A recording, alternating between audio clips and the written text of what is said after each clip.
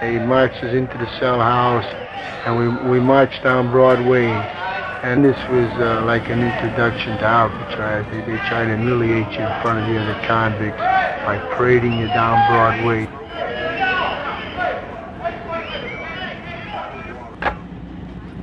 Yeah, my name is Leon Whitey Thompson. My number was 1465, AZ 1465. I was a man that had total hatred in them days. I hated anything that walked or crawled on this earth. But I was a man who was dead inside. You couldn't hurt me no more, see. And when you got a man like that in prison, you got to get rid of him. And that's what they did. They shipped me to Alcatraz. You were a number, you weren't a name. I wasn't Jim Crow, and hell, I was number 586. And nobody wanted that. Everybody wants to be an individual. They want to be a human. And you weren't at the Rock. I am Philip Bergen, Captain of the Guards, United States Penitentiary, Alcatraz, California. This place is going to operate on the basis that you do what you're told, and you're going to get a fair break. We're not here to hurt you. We are here to help you. But in order to get the help, you got to behave yourself. If you don't behave yourself, we're going to come down on you like a ton of bricks. We used to call it Park Avenue. And that was a better part of, they thought, of the prison. And that's where Machine Gun Kelly, as I remember, was at it. Well, Machine Gun Kelly was done good time. He could take you on some good trips, a lot of BS to make you laugh. You had two stations, two plugs.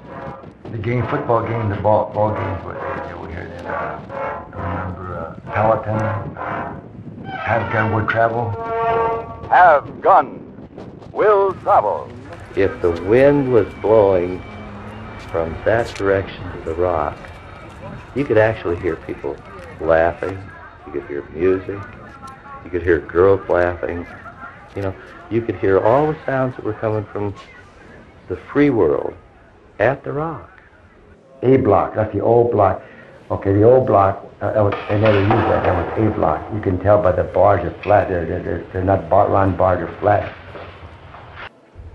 The cells were all the same. Personal, no, outside the letters and maybe a few pictures. In your bed, with the bed, that's all you had. Cold, it was damp. The wind used to just blow through there. You could hear it. At night you could hear it whistling through the window. On the two upper tiers, we had people who were in segregation. Some of those guys used to be in isolation for years. They used to keep guys there. Like, look at Waddy Phillips, 13 years.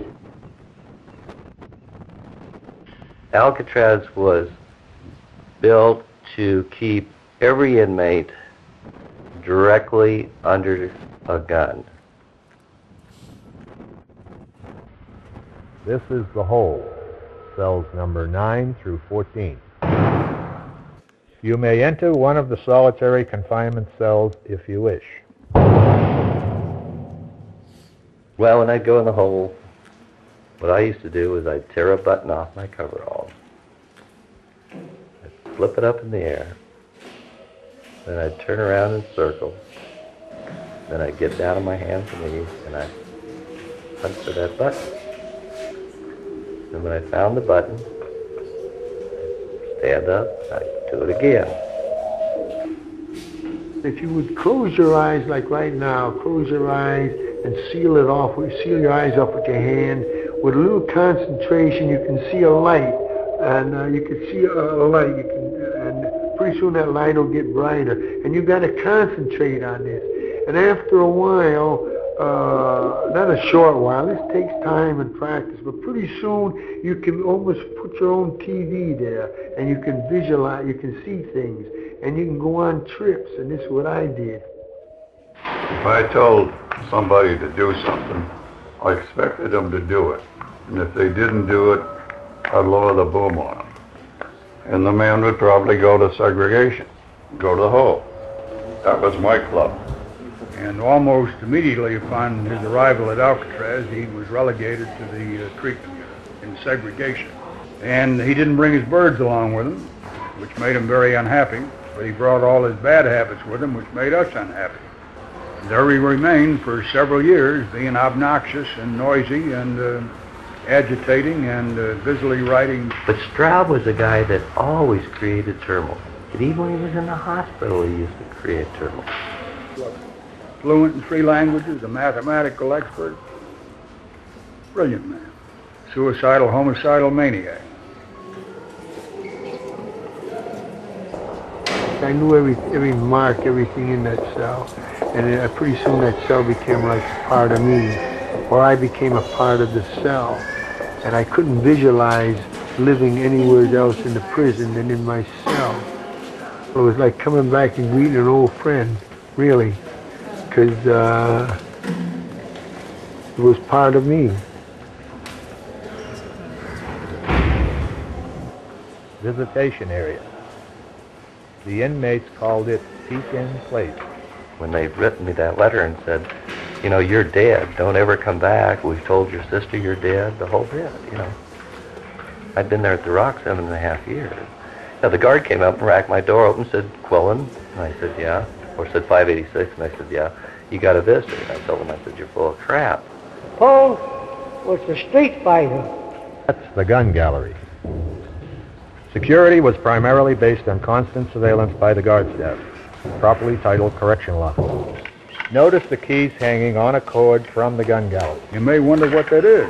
Well, that hook was for the specific purpose of allowing the officer on the floor to send his keys up to the gallery for safekeeping. Below the clock in Times Square is the metal detector. If you went through the stove pigeon, you got any metal on it, I remember one that would ring a pack of cigarettes, tinfoil on it. Your belt buckle could set it off. There was one staff person for every 3 inmates. On Alcatraz, guns were never carried on the floor, only in these galleries. Well, you had a man on the catwalk, gun gallery, and he carried a rifle and a pistol. Call him a gun bull or a gun hack. With that 45 loaded and cocked, you could pull it and snap that safety off and kill a man in 6 flat seconds.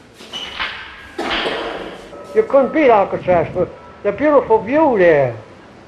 You had the Golden Gate out there, the fresh air, see all the ships that come in. So there was never a day you didn't see what the hell you were losing and what you were missing, you know. It was all there for you to see, you know. There's life. There's everything I want in my life, and it's there. It's a mile or a mile and a half away, and yet I can't get to it. And I remember when they released me, it was October 25th, 1962. I was ordered released by the courts. And that morning that I was released, I was walking by, and Lieutenant Ordway said, "Good morning, Whitey." And I remember I said, "Good morning, Lieutenant." He said, "How come?" He said, "How come you say good morning?" And I said, "Well, it is a good morning." I was like, "A damn good morning. I'm getting out of here, you know." I was locked up 15 years, and during all this time, I never had no visits, no letters, no nothing. And I'm watching the cars whizzing by, and the people walking. Everything was moving too fast, and I didn't know how to move with it. And I remember how envious I was of these people, because they all had a destination. They were all going someplace, and I didn't know where I was going, and I was scared to death.